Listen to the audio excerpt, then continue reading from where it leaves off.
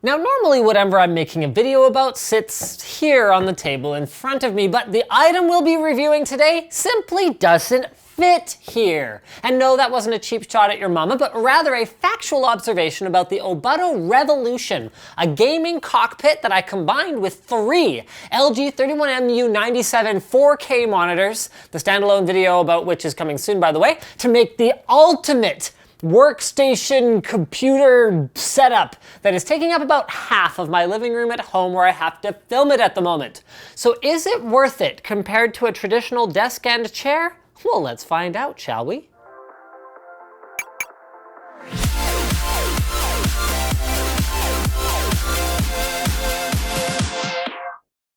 Experience silent performance with the new Cooler Master Silencio 652S. Minimalist design, maximum compatibility. Click now to learn more.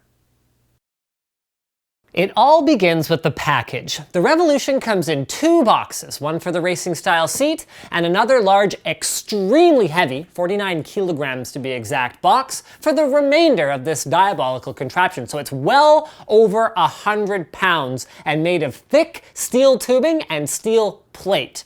Now this baby may cost $1,000 once you equip it with a couple of optional accessories, but there is no question in my mind about whether the ruggedness of the construction matches the price tag. The setup process is, how do I describe this kindly? You know how model kits have skill levels on the side of the package? Well, IKEA would be the easy level, and this would be the insanity level. All the parts are neatly labeled and packaged. Mind you, a couple of them were labeled incorrectly. Thankfully, though, I know the difference between a lock washer and a nut. And everything in the box was amazingly well protected and arrived looking absolutely perfect. You can tell they really care about these things getting to the customer in one piece. But the included written instructions are frankly awful, with illustrations that are too dark to see and many steps either missing or contradicting the video instructions, which thankfully, by contrast, are excellent, if a little needlessly difficult to find on the Obutto website. Overall, the process took about 3 to 4 hours with the help of my wife and the help of my 2-year-old. So you could probably do it yourself in about 3 to 4 hours. But another pair of hands is definitely nice to have around for certain steps, like mounting the monitor on the VESA mount. But once it's over, do you feel rewarded for your effort? Well, let's take a quick tour of the unit, shall we? We'll start with the main frame, which consists of 2 bottom runners, a main shaft that ends in a rubber grippy covered plate that can be oriented facing up, or if you're willing to get a little creative, kind of towards you, and is pre-drilled for VESA compliant monitors and some popular racing wheels, and 2 phenomenally robust side pieces that form a little cage around your feet. Now, from the look of this whole assembly, you'd think that it supports the user, the monitors, and a fully stocked beverage cooler, but it's actually just a way overbuilt starting point that everything else attaches to. The footrest with the thoughtfully pre-drilled holes for pedals attaches with 4 bolts through the sides and can be positioned forwards or backwards with a variety of different bolt holes, and can then be angled according to your preference with another 2 bolts. Optionally, there's also a kit to bolt 2 fully articulating arms that terminate in tiltable VESA plates for cockpit instruments or other accessories, and that come with acrylic keyboard and mouse rests that go on them by default.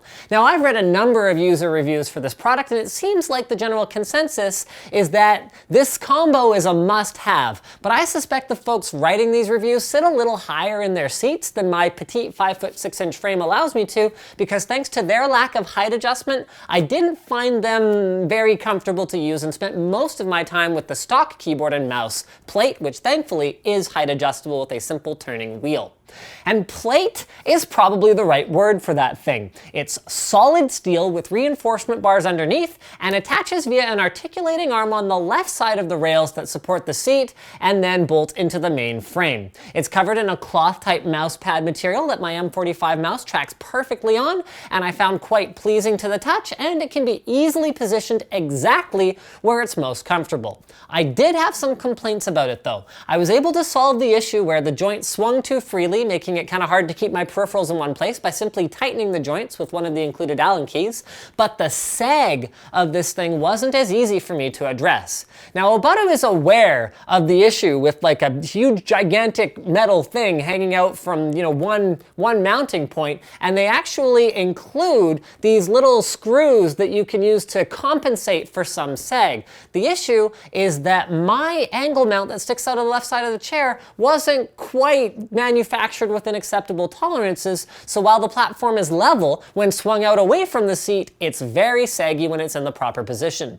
The good news is that DIYing a solution to this would likely be as simple as jamming a washer or two into where the arm mounts to the base or bending it myself, and that would only have to last until Ubuntu's, at least if online feedback is to be believed, excellent support sends a new unit of that piece.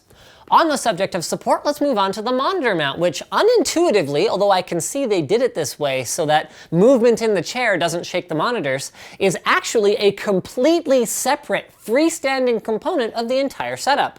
The two side arms attached to base runners with bolts, then are held together by two sliding tubes that go inside that, and then another one that sits over top of it that has a reinforced piece with an articulating arm and a VESA plate on the end that gives you distance control depending on your screen size and resolution, tilt, swivel, pivot, and a little bit of height adjust, which is handled with this screw right here. But while it has all the features that I'd want to see on a checklist, and the optional triple monitor mount with its two additional VESA plates on articulating arms mounts to the existing setup very easily, the implementation of the monitor position adjustments is probably the weakest part of the entire cockpit. A variety of lengths of the necessary bolts are included, but I had to fabricate my own spacers to keep them from damaging the backs of my monitors, and I needed two Allen keys, a wrench, a level, and an assistant to get the monitors all reasonably well aligned. Height needs to be basically guessed at since you have to support the arm to mount it and then it'll sag once you let go, and tilt adjustments are a problem for the same reason and because the only lock for tilt is to wrench the crap out of one screw and then hope that the friction keeps it in place. The problems aside, I do have to admire the versatility of Ubuntu's system, and I don't know how they could have done it better while keeping the whole thing affordable. You can get a wider range of height control if you lift up the entire thing and screw it on with a different set of bolt holes depending on your height and the monitors that you're using. I'm using the middle one, which I found was ideal for my triple 31-inch displays, or a single larger one. It would probably be good for that as well, but it'll work with basically any display with a 50, 100, or 200 millimeter VESA bolt pattern. If I had three smaller displays though, I'd likely use the lowest one since I'm pretty short, but that's the flexibility that it gives you. Let's move on to the seat and general ergonomics. The seat gets both positive and negative feedback from me. It's pretty comfortable, though maybe not as wide as some of the folks at the upper range of Ubuntu's supported weight might prefer, and the construction is pretty good, with mesh in the areas that heat up and this pretty cool carbon fibery pleather elsewhere. The seat is mounted to two kind of frame pieces which sit on the floor with scratch protectors at one end and then are bolted into the main frame at the other end, although scratch protectors aside, I would definitely recommend putting this whole thing on some carpet scraps if you really care about your floor. And then the chair is bolted to that using one of two sets of holes, the normal ones and then the short people ones. Like a standard car seat, it can be reclined and slid forward and backward from there, giving the Revolution nearly limitless ergonomic options, but I have a couple of issues regardless. The first one, which is easily resolved, is to do with how time-consuming these adjustments are. Between all the different bolts and wrenches and the way that adjusting one thing can create a chain reaction of other adjustments, like if I move my cup holder and, shifter mount forward, then I might need to move my monitors and my chair and my footrest. It's a bit of a pain, but like I said, it's easily resolved just by spending some time on it. The second issue is a bit trickier, but I think ties in really nicely to my conclusion for the Obutto Revolution as a workstation. The chair lacks the one adjustment that I really needed: height. I like everything else where it is, but I'd like to sit a couple of inches higher. And that's the real strength of this product. Even if it's not perfect out of the box, it is a fantastic foundation. If you want to, run out and grab a car seat at an auto junkyard that's, more to your liking and fabricate a cheap mounting adapter or riser or add pretty much whatever else you want to it. I mean, there are some minor complaints that I haven't covered already. Cable management could have been given some more thought, with random Velcro straps being the only real solution that I came up with. Getting in and out of it is a bit of a bear, even when my bloody cat isn't sitting on it. I mean, this thing is like a feline magnet, and the wife approval ranking for this product is fairly low unless you have somewhere that you can put it where she'll never have to see it. But all of that aside, for $800, especially when you compare that to a standalone desk and chair, it's an astonishingly well-built product, especially if you can get some use out of it for gaming as well as work, which I'll be getting into more in my follow-up video once ASUS ships me a few ROG Swift monitors to hook up to it.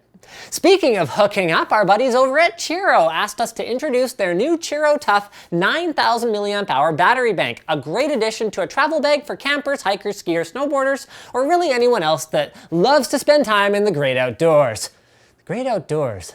I don't think I've played on that server before. Either way, the Tough is dust-proof, water-resistant, and shock-resistant, and even has a tiny little LED flashlight. And they also have a new addition to their cable lineup, a 2-in-1 version of their Danboard micro USB cable that we showed off last time that includes an adapter for the Apple Lightning connector. That way, even if you're an Apple or Android zealot, your poser friends can still bum a charge off you, assuming you want those scrubs touching your stuff. So guys, be sure to check out both of those cool products from Qiro at the link in the video description. Thanks to Qiro for sponsoring this video, and thanks to you guys for watching. Like it if you liked it, dislike it if you disliked it, leave a comment if your feelings are more complicated than this, buy a t-shirt, give us a monthly contribution, or change your Amazon bookmark to one with our affiliate code if you want to support us. I think that's pretty much it. Thanks for watching, and as always, don't forget to subscribe.